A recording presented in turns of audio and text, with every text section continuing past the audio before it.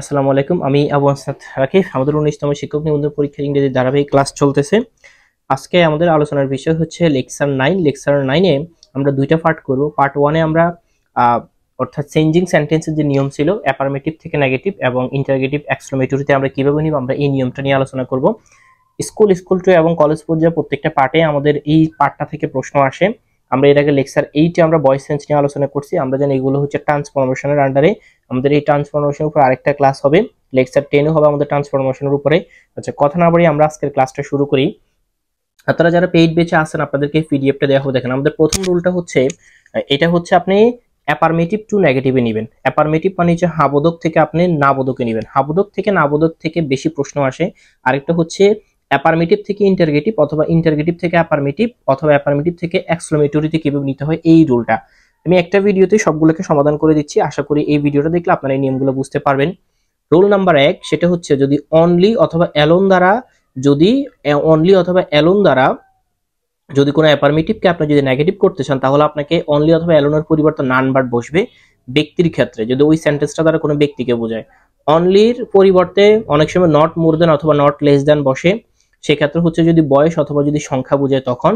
অনলির পরিবর্তে nothing but বসে যদি সেটা কোনো বিষয়বস্তুকে বোঝায় তখন। তাহলে অনলি এর তিনটে রুল। যেমন আমরা এক নম্বরে দেখেন only he can solve the sum মানে হচ্ছে কি ম্যাথ। তাহলে অনলি এর পরিবর্তে তিনটা জিনিসে কিন্তু কে বুঝতে পারে, কিন্তু এখানে কি বসছে নান বাট বসছে। এখানে কি বসছে নান বাট বসছে। ওকে, তাহলে দেখেন নান বাট কেন বসছে, দেখেন অনলি এর পরে হি আছে মানে একটা ব্যক্তি আছে। তো অনলির পরে যদি কোনো ব্যক্তি থাকে তাহলে আপনাকে কি বসাতে হবে, নান বাট বসাতে হবে। এই জন্য অনলি এর পরিবর্তে নান বাট বসছে, বাকিটার কোনো পরিবর্তন করার দরকার নেই, যে বা সে বসে যাবে। পরে দেখেন she is only 10 years old. She is only 10 years old. দেখেন অনলি এর পরিবর্তে কোনো একটা বয়স আছে।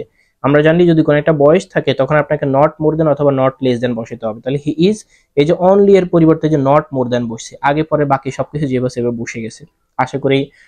আশা করি কি বুঝাতে পারছি। এই যে হি ইজ অনলি 10, আশা করি এটা বুঝাতে পারছি। আচ্ছা, এরপরে দেখেন আই নিড অনলি এ কি কার। দেখেন I need only a car, only এর পর একটা কার, এ কার মানে একটা বস্তু। ওকে, তাহলে আমরা বলছি বস্তু থাকলে আমাদের কি বসবে, দেখেন নাথিং বাট। তাহলে দেখেন যে আই নিড নাথিং বাট এ কার। আশা করি অনলি এর যে রুলটা সেটা আপনারা বুঝতে পারছেন। এরপর আসেন আমরা পরবর্তী যে টেস্ট আছে, আমরা এখানে একটা টেস্ট দিই। দেখেন এখানে আছে কি, দেখেন যে এ চিলড্রেন লাইকস অনলি কি সুইট। তাহলে এখানে আপনি কি বসাবেন, এটাকে আপনাকে এই বাক্যটা অ্যাফার্মেটিভ আছে, আপনাকে নেগেটিভ নিতে হবে। এখন অনলি এর পরে দেখেন কি আছে, সুইট আছে, এটা একটা বস্তু, সেক্ষেত্রে আমরা কি দিব, নাথিং বাট দিব।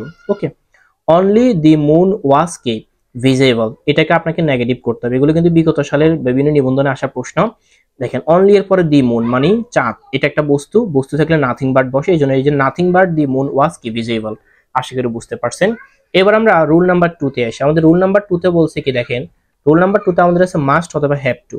মাস্ট অথবা হ্যাভ টুর পরে দুইটা উত্তর হইতে পারে। একটা হইছে মানে এইটা দিয়ে যদি কোনো অ্যাফার্মেটিভ থাকে, আপনি যদি এটাকে নেগেটিভ করতে হয় তাহলে আপনাকে নট, এই ক্যান নট বাট, এটার পরে বারবের বি1 অথবা ক্যান নট হেল্পের পরে বার প্লাস আইএনজি বসবে। কেন বারবের বি1 কেন বার প্লাস আইএনজি হয়েছে এটা আপনাদের কার বলার দরকার নেই, এটা আপনারা রাইট ফর ভার্ব এবং কমপ্লিটিং সেন্টেন্সের নিয়মটা পড়ছেন। ওকে, যে কোনো একটা দিয়ে হইতে পারে। অনেক সময় ক্যান নটের জায়গায় কুড নটও হইতে পারে। যদি পাস্ট টেন্স হয় কুড নট হবে, আর যদি প্রেজেন্ট টেন্স হয় তাহলে ক্যান নট হবে। ঠিক আছে। আচ্ছা, যেমন আমরা এখানে এই উদাহরণগুলো দেখি তাহলে আমরা বিষয়টা একদম ক্লিয়ার বুঝতে পারবো। সেটা হচ্ছে যেমন they have to finish the work on time. They have to finish, এই যে হ্যাভ টু আছে, তাহলে হ্যাভ টুর পরিবর্তে আপনাকে ক্যান নট বাট বসাতে হবে অথবা ক্যান নট হেল্প বসাতে হবে। তাহলে দেখেন দে ক্যান নট বাট, যদি আপনি ক্যান নট বাট বসান এই যে হ্যাভ টু, তাহলে ফিনিশ যে বসে রাখবেন, বাকিটা যে বসে বসে যাবে। আর আপনি যদি ক্যান নট হেল্প বসান তাহলে আপনাকে ক্যান নট হেল্প যদি বসান তাহলে আপনাকে এই যে ফিনিশের পরিবর্তে আপনাকে ফিনিশিং দিতে হবে। ওকে, আচ্ছা এখন আসেন আমরা এখানে আরেক কিছু উদাহরণ দিই। যেমন আমরা কিছু টেস্ট করছি, যেমন আই মাস্ট ডু দিস, এই যে মাস্ট আছে, তাহলে এখানে আমরা দিব I can not but do this. তাহলে আমরা যদি মাস্টের পরিবর্তে কি হয়, ক্যান নট বাট।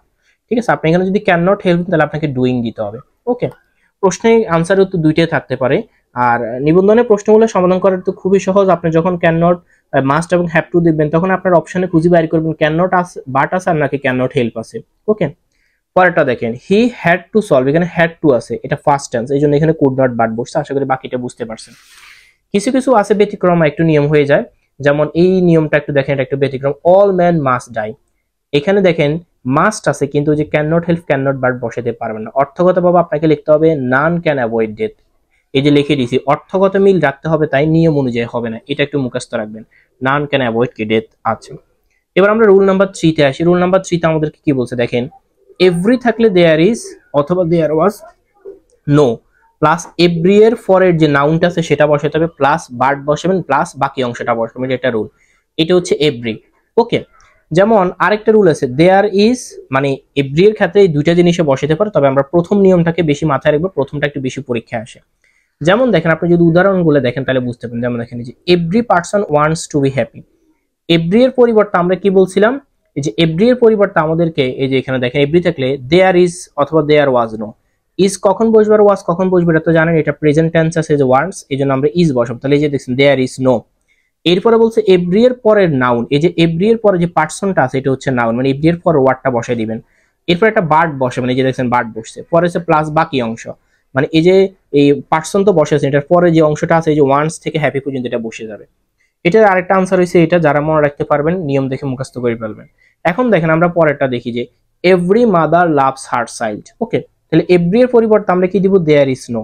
এরপরে আমাদের নিয়ম হচ্ছে এভরি এর পরে যে নাউনটা আছে যে মাদার এটা বসবে, একটা বাট বসাতে হবে, বাটের পরে যে মাদারের পরে যেটা আছে এটা সরাসরি বসাই দিবেন। আশা করি এই নিয়মটা বুঝতে পারছেন। আসলে আমরা পরবর্তীতে যে নিয়মটা আছে আমরা এটাতে আসি, একটু দেখেন ভালোভাবে। Rule number 4, less dot dot then যুক্ত বাক্যে নেগেটিভ করতে not as dot dot as বসে, ঠিক আছে। যেমন he is less wise than কি ইউ, তাহলে দেখেন he is not as wise as you, রুলটা দেখবেন নিয়ম অনুযায়ী পারবেন, আশা করি বুঝে যাবেন। আচ্ছা, এটা গেছে আমাদের একটা রুল। এরপর আছে আমরা অ্যাফার্মেটিভ থেকে কিভাবে আপনি ইন্টারগেটিভে নেবেন, এটা একটু বেশি পরীক্ষা আসে অ্যাফার্মেটিভ থেকে ইন্টারগেটিভ। আসেন আমরা এই রুলটা এবার একটু দেখি।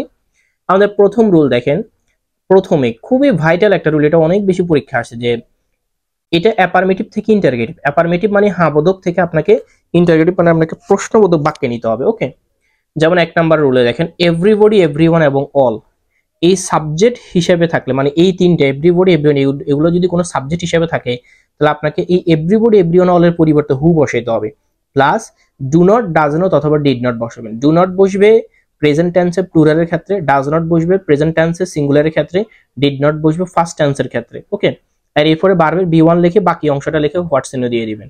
এই তিনটে থাকলে, যেমন দেখেন এই যে এগুলো আমি বিগত সালে কোশ্চেন থেকেই মূলত এখানে নিচে, যেমন দেখেন everybody wants to be happy, everybody wants to be happy, তাহলে এখানে কি আছে দেখেন এভরিবডির পরিবর্তে আমরা কি বলছিলাম, হু বসবে, যে হু।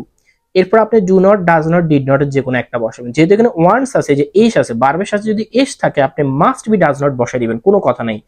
বার্বের সাথে এস থাকলে ডাজ নট বসাবেন। ওকে, আচ্ছা, এরপর আমরা কি বলছিলাম, বার্বের বি1, এই যে ওয়ান্টসটা আছে এটা বি1, ওয়ান্ট বসাবেন, কখনো এস যোগ করবেন না, এসটা উঠে যাবে, ঠিক আছে, কারণ বার্বের বি1 এর সাথে এস যোগ করা যায় না।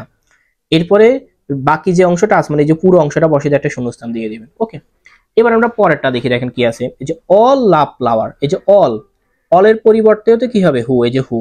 এরপর আপনি ডু নট, ডাজ নট যে কোনো একটা বসাবেন, যেহেতু অল লাভস এখানে দেখেন এস নাই, এই যে লাভের সাথে এস নাই, তাহলে আপনি ডু নট বসাবেন, এটা প্রেজেন্ট টেন্সে আছে। আর এরপর অংশ তো পারবেন বি1 লিখে বাকি অংশটা বসাই দিবেন। আচ্ছা, আশা করি বুঝতে পারছেন। এবার আমরা আসেন রুল নাম্বার 2 তে আসি, খুব ভাইটাল একটা রুল এটা। রুল নাম্বার 2 দেখেন নোবডি, নান, নো ওয়ান, তারপর হচ্ছে সাবজেক্ট হিসেবে বসলে, মানে এই তিনটা শব্দ যদি সাবজেক্ট হিসেবে থাকে তাহলে আপনাকে হু প্লাস বাকি অংশ প্লাস হোয়াট বসাই দিবেন। ওকে, হু প্লাস বাকি অংশ প্লাস হোয়াট বসাই দিবেন, মানে এই তিনটা পরিবর্তে আপনাকে হু বসাইতে হবে। অথবা আরেকটা সঠিক উত্তর রয়েছে এটা, যে হু যদি না বসায় তাহলে অনেক সময় অপশন এরকম থাকে অক্সিলারি বার প্লাস এনিবডি, এনিওয়ান প্লাস বারবের বি1 লিখে বাকি ওয়ান। দুইটা নিয়ম মুখস্থ রাখবেন, পরীক্ষার দুইটা যে কোনো একটা থাকতে পারে। যেমন এখানে নিয়ম দেখেন nobody believes a liar, nobody, তাহলে দেখেন এই যে নোবডি, নান এগুলো থাকলে আপনাকে হু বসাইতে হবে, এই যে হু। এরপরে বলছে বাকি অংশ, মানে হু লেখে যে নোবডির পরে হু লেখে যে বাকি অংশ বসিয়ে দিবেন, এই যে বাকি অংশ লিখে যে শূন্যস্থান বসিয়ে দিবেন। অথবা আপনাকে অক্সিলারি বার আনতে হবে, অক্সিলারি মানে হচ্ছে ডু ডিড ডাজ আনতে হবে, ডু ডিড অথবা কে ডাজ আনতে হবে। ওকে, তাহলে আমরা জানি যেহেতু এস আছে, এস থাকলে ডাজ আসবে, ডাজের পর আপনাকে দেখেন যে এনিবডি অথবা এনিওয়ান যে কোনো একটা আনবেন, আমরা এনিবডি আনলাম, তারপরে যে বারবের বি1 থেকে বাকি অংশে যে বসে বসাই দিবেন। এখন দেখেন পরের যে একটা টেস্ট আছে এখানে দেখেন নোবডি উইজেস টু বি আনহ্যাপি, তাহলে নোবডি থাকলে আমরা কি বসাবো, হু, হু লিখে যে বাকি অংশটা আছে সেটা বসিয়ে দিয়ে শূন্যস্থান দিয়ে দিবেন। ওকে, অথবা আপনি যদি এটাকে ওই যে ও অন্য নিয়মে পালেন তাহলে আপনাকে এখানে ডাজ আনতে হবে, ডাজ এর পরে anybody, does anybody wishes to be unhappy, এরপর প্রশ্ন চিহ্ন দিবেন, হয়ে যাবে। ওকে, আচ্ছা, এখানে নিচে কিছু রুল আছে আবার, যেমন রুল নাম্বার 3, আমি এগুলো নিয়ে তেমন একটা কিছু বলতেছি না, যেমন আছে কি দেখেন ভি ভার্ব ও হ্যাভ ভার্ব থাকলে বাক্যের শুরুতে বি ভার্ব অথবা হ্যাভ ভার্ব চলে আসবে, ঠিক আছে। এগুলো থেকে খুব কম আসে, আমি ক্রস চিহ্ন দিয়ে রেখেছি, তারপর যদি পারেন নিয়ে আসবেন। যেমন he is not a singer, এই যে ইজ এটা একটা বি ভার্ব, আপনাকে ইজ সামনে নিয়ে আসতে হবে। Is he not a singer, যেমন হি ইজ এ সিঙ্গার, এই যে দেখছেন ইজ থাকলে কি হবে, isn't he a singer, isn't he a singer, মানে হা বোধক হলে নট আনতে হবে, আর যদি এই না বোধক হয় তাহলে সেক্ষেত্রে নট আনার দরকার নেই। ওকে, আচ্ছা। এরপরে দেখেন এই কোন প্রশ্নে যদি অক্সিলারি ভার্ব না থাকে, এই নিয়মটা দেখেন, এই নিয়মটা খুব কম আসে যে অক্সিলারি ভার্ব বাক্যে না থাকলে do not, did not, does not এগুলো আনতে হবে। যেমন শি লুকস, দেখেন আপনি যখন এই বাক্যটাকে সমাধান করবেন তখন দেখেন শি লুকস আছে, যে এস আছে, ওকে, যেহেতু এস আছে, এস থাকলে আমরা ডাজ নট আগে নিয়ে আসবে, যে ডাজ নট লিখে এরপরে শি এর পরের অংশে যেমন লিখে দিবেন, শুধু এসটাকে উঠাই ফেলবেন। আচ্ছা, এখন আসেন ফর এ রুলটা আরো বেশি ভাইটাল, খুব মনোযোগ দেন। এটা হচ্ছে অ্যাফার্মেটিভ থেকে কিভাবে এক্সক্লেমেটরিতে নিতে হবে, এটা একটু বেশি ইম্পর্টেন্ট। অ্যাফার্মেটিভ থেকে এক্সক্লেমেটরিতে এখানে দুইটা রুল করলে হয়। প্রথম রুলটা হচ্ছে দেখেন, অ্যাফার্মেটিভ মানে তো বুঝেন, ঠিক আছে, অ্যাফার্মেটিভ মানে তো বুঝেন, এটা হাবোধক থেকে আপনি এক্সক্লেমেটরি মানে আশ্চর্যবোধকে নেবেন, আবেগসূচক বাক্যে নেবেন। রুল নাম্বার 1, এ এন যুক্তকে এক্সক্লেমেটরি করতে হলে, মানে যদি প্রশ্নের ভিতরে এ অথবা এন থাকে তখন আপনি এক্সক্লেমেটরি যদি করতে হয় আপনাকে এই রুলটি ইউজ করতে হবে। প্রথমে আপনি একটা হোয়াট বসাবেন, প্লাস হচ্ছে এ অথবা এন যেটা থাকে এটা নিয়ে আসবেন, প্লাস এখানে একটা অ্যাডজেক্টিভ থাকবে। অ্যাডজেক্টিভ মানে কোনো এই মানে ও যে একটা গুণ বুঝে বের করে, গুণটা এখানে নিয়ে আসবেন। একটা নাউন থাকবে, নাউন বসাবেন, সাবজেক্ট বসাবেন, ভার্ব বসাবেন, একটা আশ্চর্যবোধক শ্রেণী দিয়ে দিবেন। এগুলো মুখস্থ করবেন। যেমন দেখেন he is an idol man, এটা অ্যাসারেটিভে আছে, মানে অ্যাফার্মেটিভে আছে, ঠিক আছে। আপনাকে এটাকে এক্সক্লেমেটরিতে নিতে বলছে। প্রথম কথা হচ্ছে এক্সক্লেমেটরিতে যদি নিতে বলে আপনার প্রথম কাজ হচ্ছে আপনাকে দেখবেন এ অথবা এন আছে কিনা, এই যে এ অথবা এন আছে, এই দেখছেন এই যে এ অথবা এন, এই যে এন আছে, থাকলে আপনাকে প্রথমে হোয়াট বসে, যে হোয়াট বসাবেন। এরপর হচ্ছে এ অথবা এন নিয়ে পরের যে অংশটা আছে এটা যে বসে বসে দিবেন, যে অথবা এন এর পরের যে অংশটা আছে এটা বসে দিবেন, আইডল ম্যান বসে গেছে, দেখছেন এই যে অ্যাডজেক্টিভ বসে, এরপর এই যে নাউনটা বসে গেছে। এরপর আপনাকে সাবজেক্ট বসাতে হবে, এই বাক্যটা সাবজেক্ট পাবেন এই যে প্রথমে সাবজেক্ট, এরপরে ভার্ব, যে ইজ আছে, যে ইজ ভার্বটা বসিয়ে দিবেন, খুবই সহজ। যেমন এখানে দেখেন পরের রোলটা দেখেন cricket is very exciting game, ঠিক আছে। ক্রিকেট ইজ ভেরি, এখানে একটা নিয়ম আছে দেখেন, এই যে নোটটা দেখেন, ভেরি মোস্ট, ঠিক আছে, তারপরে হচ্ছে কমপ্লিটলি মানে বসবে না, মানে এই শব্দগুলো থাকতে পারে, এই শব্দগুলো আপনি বসাতে পারবেন না। যেমন দেখেন ক্রিকেট ইজ ভেরি এক্সাইটিং, আপনি যখন এই ভেরি শব্দটা আছে এটা আপনি এখানে বসাতে পারবেন, দেখেন এখানে কোথাও ভেরি নাই, এই যে ভেরি, মোস্ট, কমপ্লিটলি এগুলো থাকলে এগুলো বসবে না। তাহলে আপনার নিয়ম কি, প্রথমে আপনাকে যেহেতু এই যে আর্টিকেলে আছে আপনাকে হোয়াট বসাতে হবে, হোয়াটের পর আপনাকে এ অথবা এন বসাতে হবে। এটা বসাতে পারবেন না কারণ এখানে যে ভেরিটা যখন উঠে যখন এক্সাইটিং হবে তখন তো ই আছে, ই একটা কনসেপ্ট, বাউলের আমরা জানি এন বসে, এই জন্য আপনি এখানে এই না বসে এন বসাতে হবে। তাহলে এন, এই যে এক্সাইটিং গেম এটা পুরোটা বসিয়ে দেবে, যে এক্সাইটিং গেম এটা পুরোটা বসিয়ে দেবে। এরপর যে এখান থেকে সাবজেক্টে নিয়ে আসবেন ক্রিকেট, এখান থেকে যে ইসটা নিয়ে আসবেন ভার্ব, এরপর প্রশ্নবোধক চিহ্ন বসায় দিবেন। ওকে, আচ্ছা। আরেকটা রুল আছে, শেষ রুল, সেটা হচ্ছে যদি এই রুল নাম্বার 2, আর্টিকেল বিহীন বাক্যে হাউ বসাতে হবে, মানে ওইখানে তো এবং এন ছিল, এখানে দেখেন এই যে এখানে আর্টিকেল নেই, যে শি এই যে উইটসার্টস ভেরিকে সুইটলি, ঠিক আছে, উইটার্স ভেরিকে সুইটলি। তাহলে দেখেন এটা নিয়ম হচ্ছে প্রথম আপনাকে হাউ বসাতে হবে যদি আর্টিকেলই অথবা না থাকে। এরপর আপনাকে ওই যে অ্যাডজেক্টিভ অথবা অ্যাডভার্বটা বসিয়ে দিবেন, plus subject plus verb plus ওই যে প্রশ্নবোধক এই আশ্চর্যবোধক চিহ্ন এটা। যেমন এই যে শি, প্রথম আপনাকে হাউ বসাতে হবে, পরে এই যে সুইটলি, এই যে সুইটলি শব্দটা নিয়ে আসবে, ভেরি তো বসাতে পারবেন না, সাবজেক্ট বসাতে হবে, এরপরে এই যে ভার্বটা আছে ভার্বটা বসে হোয়াটস এই আশ্চর্যবোধক চিহ্ন দিয়ে দিবেন। আশা করি এই জিনিসগুলো আপনাদেরকে বুঝাতে পারছি। এরপর হচ্ছে